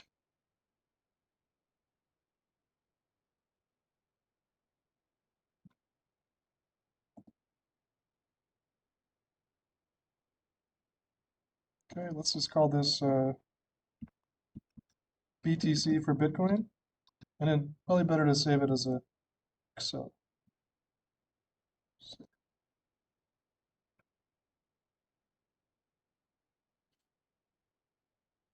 Okay. And then usually when you're, so I'm going to show you this later, but the simplest way to start forecasting is to kind of narrow down your data to very simple, like one column, and start with that. So let's say I just want to start with the closing price. I'm going to just delete the other columns for now.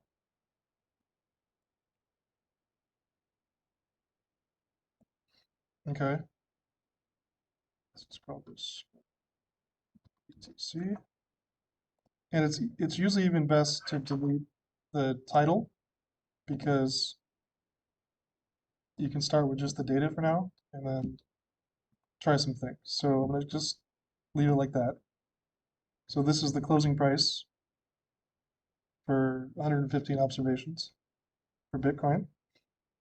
And let's say I wanted to put that in RStudio. So I'd open up RStudio and click on File, Import Dataset from Excel. And I'm going to go find where it is.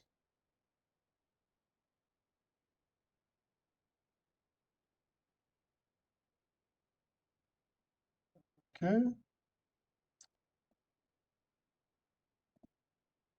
BTC. It's almost like uh, it's the Korean pop band. Oh, BTS. yeah, BTS. Yeah. Okay, and then hit OK. Open. All right, and then because I've defined it without a label, I'm going to uncheck this. This says first row is names because there's no name. And then hit import. So all my data is right here. And then you can use a bunch of things from that are like associated with the textbook to do some simple forecasting. So I'll just do like a plot. Let me do this first. So I know that, how do you do that?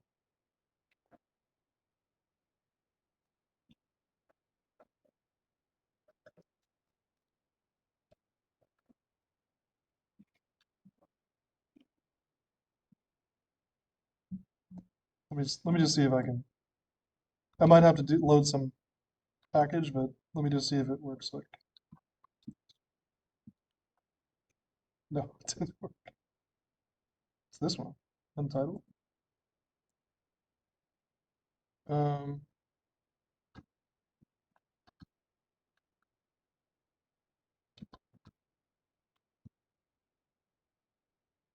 hold on one second. Not selling you on it yet.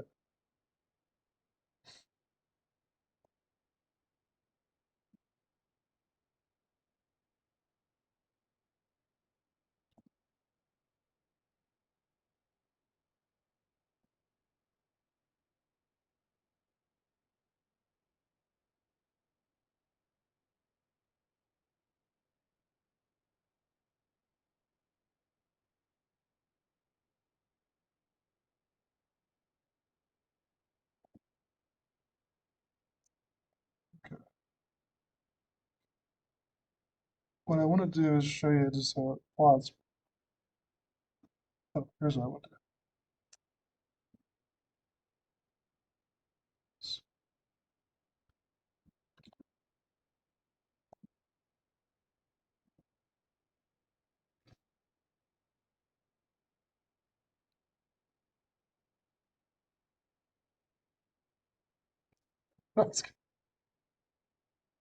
It's The same thing. it's yeah, it's loading the. That's, I think that's what it's saying. Yeah. You going anywhere?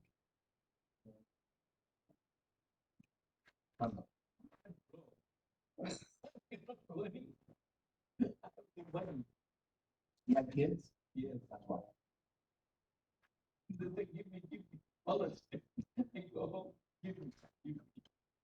Yeah. Okay, so if I were to go to this textbook, we'll finish here pretty soon. I'm just trying to show you something. No. Just to give you some forecasting of forecasting. This is why I feel sometimes just turn on a computer. Speaking of computers, so I've had this for about 5 years. And I know laptops have like a shelf life. Question is, should I keep it for the duration of the DBA program? Buy a new.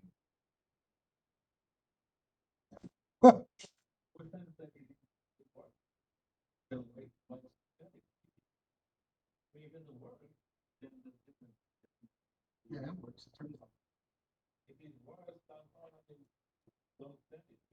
I'm not going to sell it. You're going to clear my browser history first.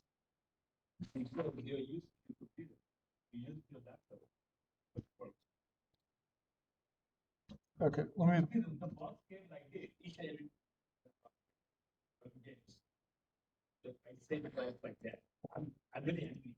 It's okay. I'm not that.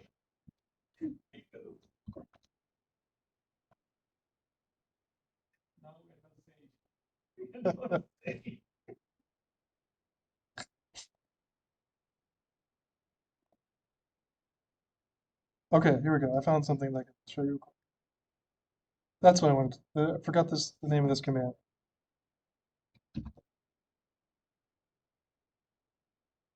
So when you're 9 to 5, do you write code?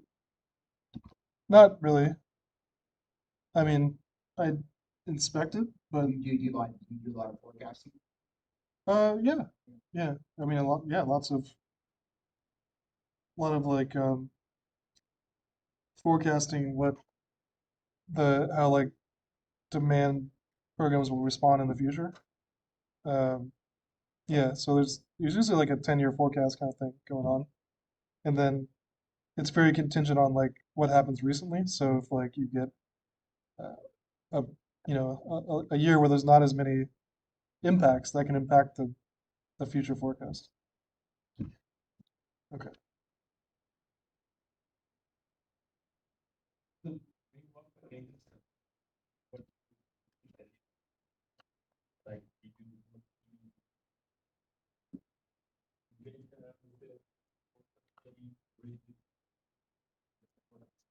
Um, well, I do. Well, I do. I mean, I let's see.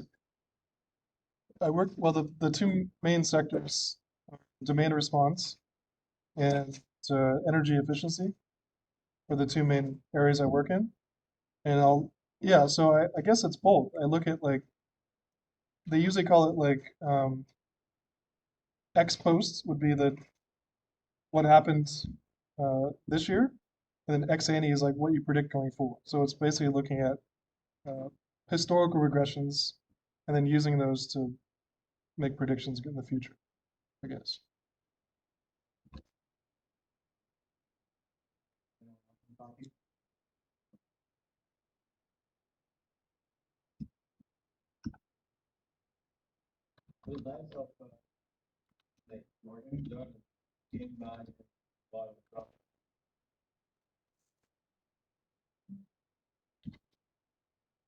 Okay, I'm gonna figure out one thing, and then I'll. No, I can't find the thing I want.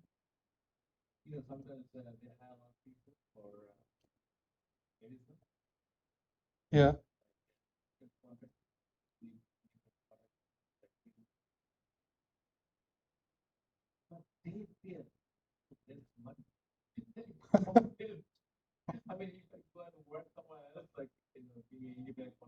Yeah.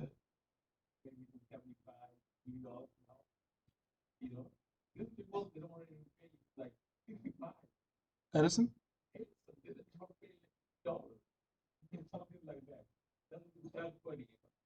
Yeah, well, I guess the thing you have to look at is if you're an independent contractor, you have to bill your hours.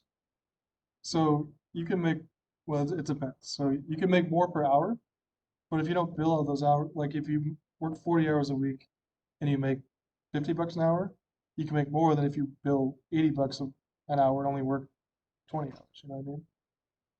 So yeah, yeah, you can probably make more per hour, uh, consulting or independent contracting, but you have to be able to bill all your. That's the thing. Yeah, right.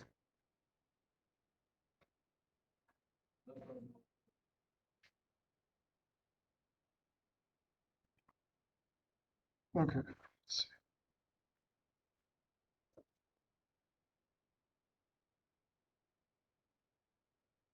All right. So what I'm doing now is specifying the time range, which I'm sure you're really interested in right now, but just to show you. So yeah.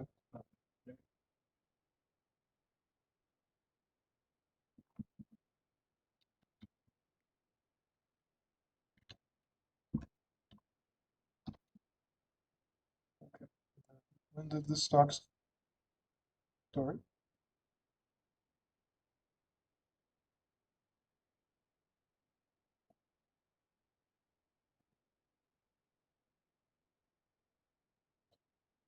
Okay.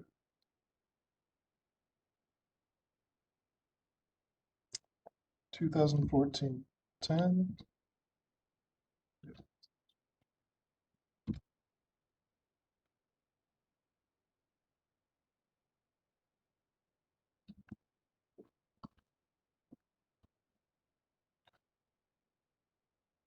Okay. So don't pay too much attention to this now, but what I'm just to show you what I'm doing is I specified my data set, which is BTC, and I said it's going to be a time series which starts in the year 2014 October to 2024 March, and the frequency is the number is the like forward. If you don't, it won't recognize all the data. So like that's March, It just, like 2000. oh no, because it's only monthly prices. Yeah, and then the 12 would mean it's in monthly prices, and like a forward be quarterly. So if I hit enter, now let's see if I can plot. There we go. All right, I've got something. Okay, so we can look at little plots. We can do like, let's see if I can do a simple.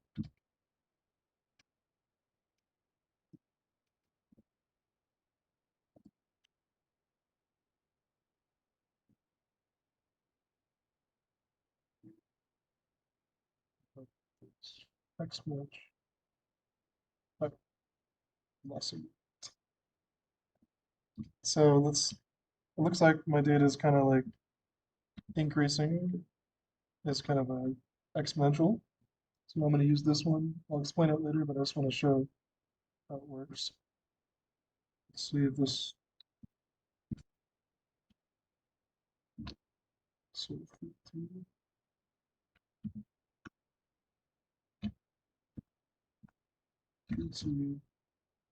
see right.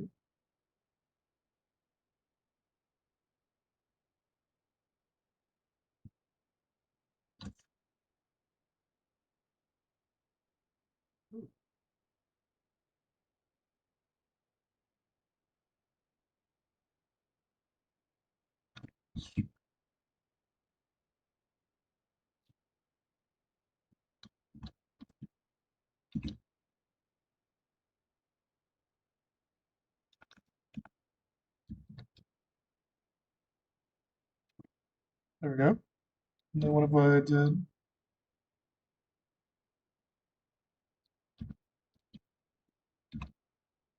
There we go. There's a forecast. Okay, so I got you something.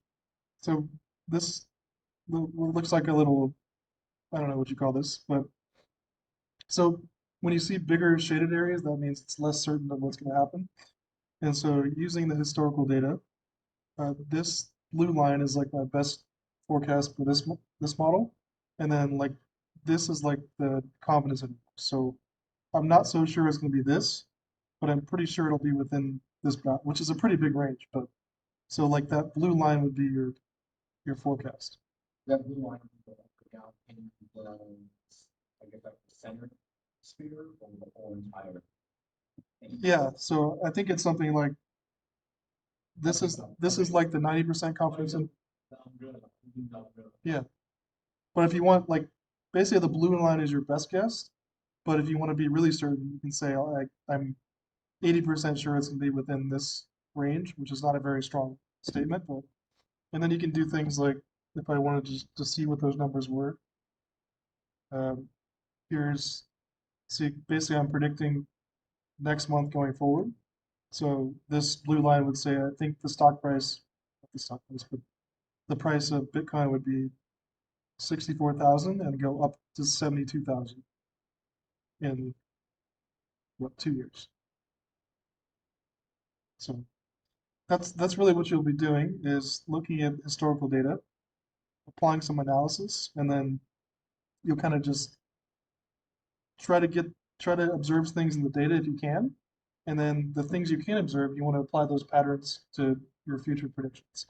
But things like stocks, especially like this Bitcoin, it's difficult to predict because you don't really have a lot of predictable things in the data. So it's things, things are changing. I don't really,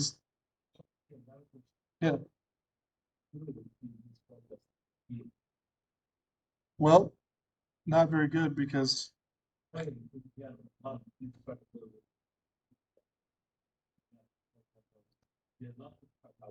Mhm.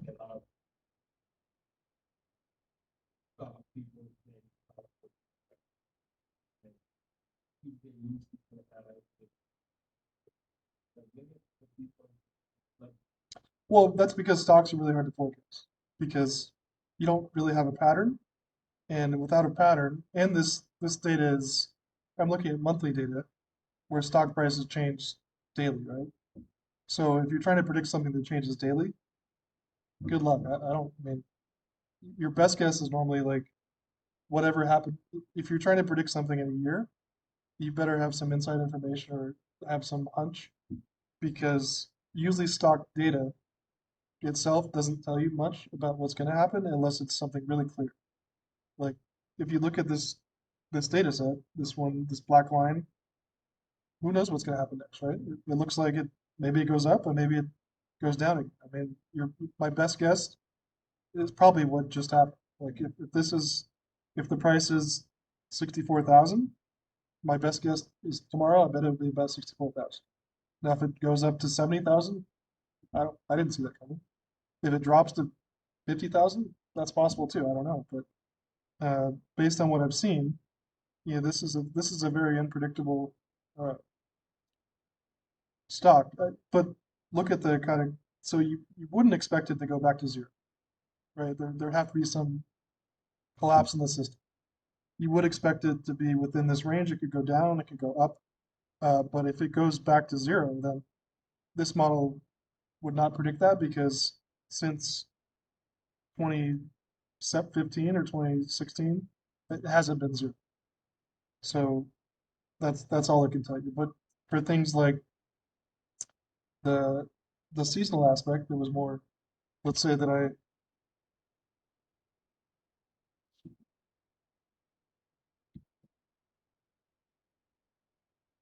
if I wanted to predict this, it looks a lot more likely because we can pretty much just assume the same trend because it's not doing a bunch of crazy stuff, right?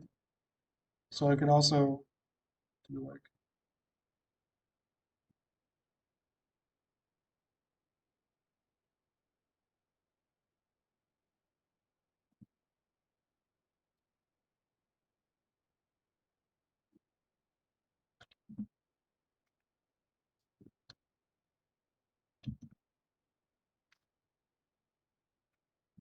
call this I'll call this chips.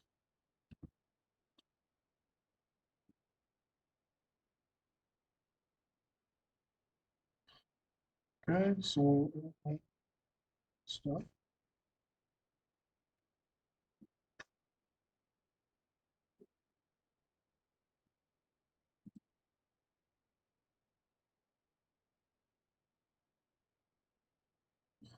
So this is just sales of the chips over 10 years, right?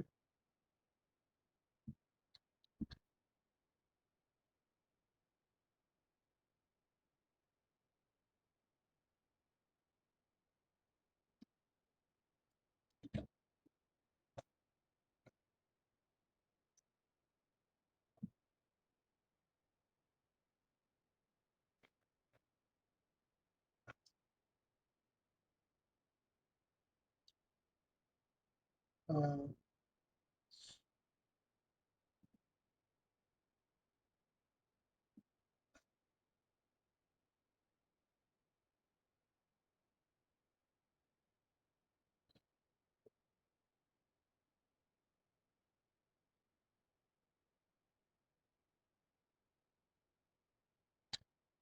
okay, there's my chips.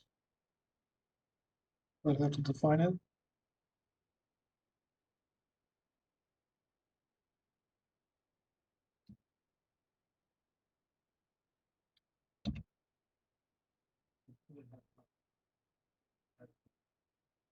Okay, well, we don't, I mean, we might not even get to this point, but we'll start simple. Start simple. Chips, chips. Let's say we started in 20, 2001. Let's say it ended in 2010.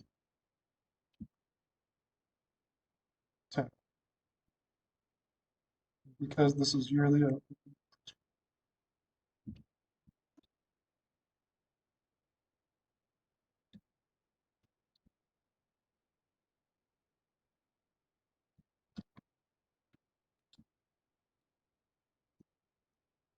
Okay, there's our chips.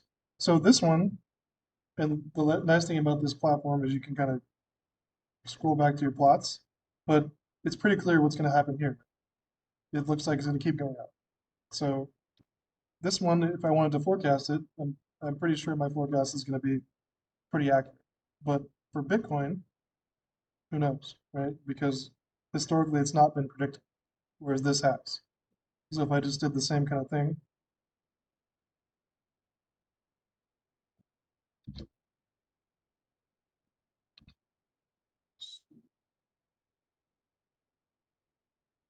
oops.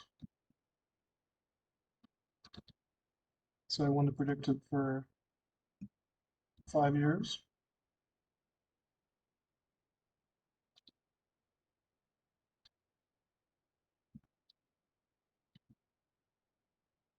See, I mean, see how that, see, I guess the one thing to take away here is, even though this is getting ahead of ourselves, is if it's less, or if you're less certain, the, yeah, the shaded area is going to be a lot wider.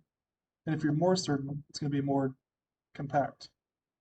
So we're pretty sure that this is going to be within this, even this trend is probably pretty clear. So the less, the more clear you have patterns in your data, then the better your forecast will be likely.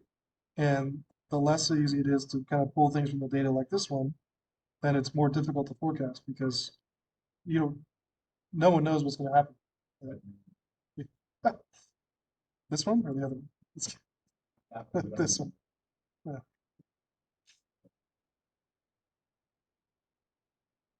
So anyway, that's kind of a little intro to some things we could do. But again, this is we're not going to get too deep in the software. I would like to show you a few things so you can learn some forecasting, but um, we'll keep it simple until we get.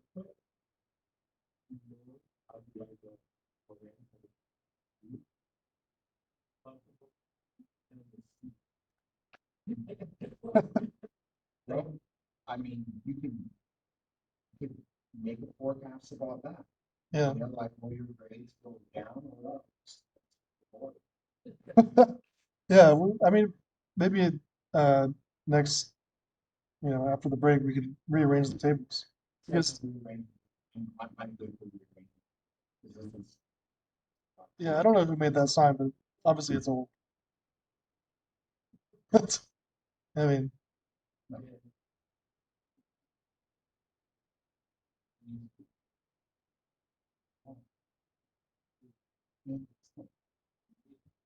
it's screwed on.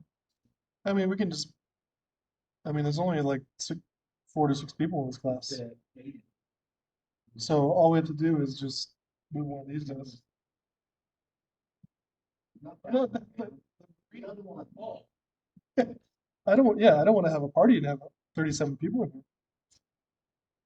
That's 36 seems like a lot in this. Let's see. Christina and Farah and Jordan, Michael.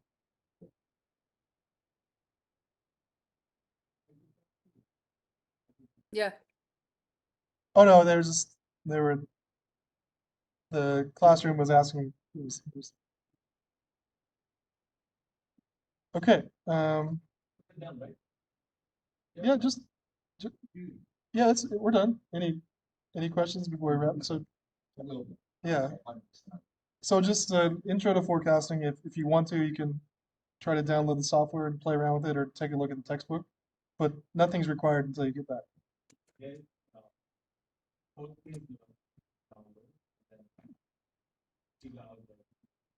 Yeah, I realized that was a good observation by you. Is if you just click on the one that says under software, all different. I think so. Yeah. Let's see. This is us. So software.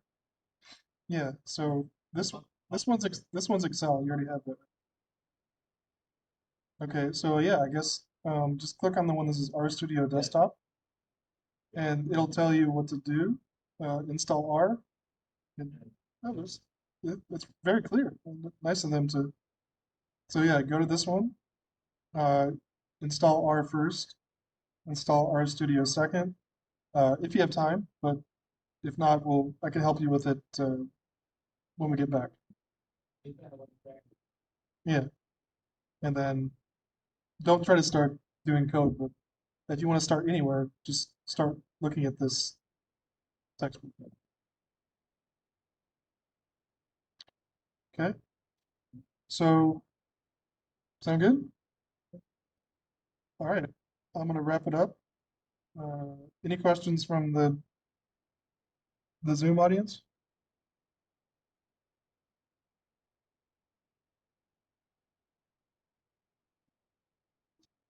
All right. No. Okay, thanks, Christina. Uh, okay, okay, I'm gonna stop the recording so I can put this on YouTube, but no class next Saturday, right? So yeah, so I'll end it now, and I'll see everyone back in 2 weeks. It seems like a long time, but okay, thanks. Thank you. Thank you. Spring break.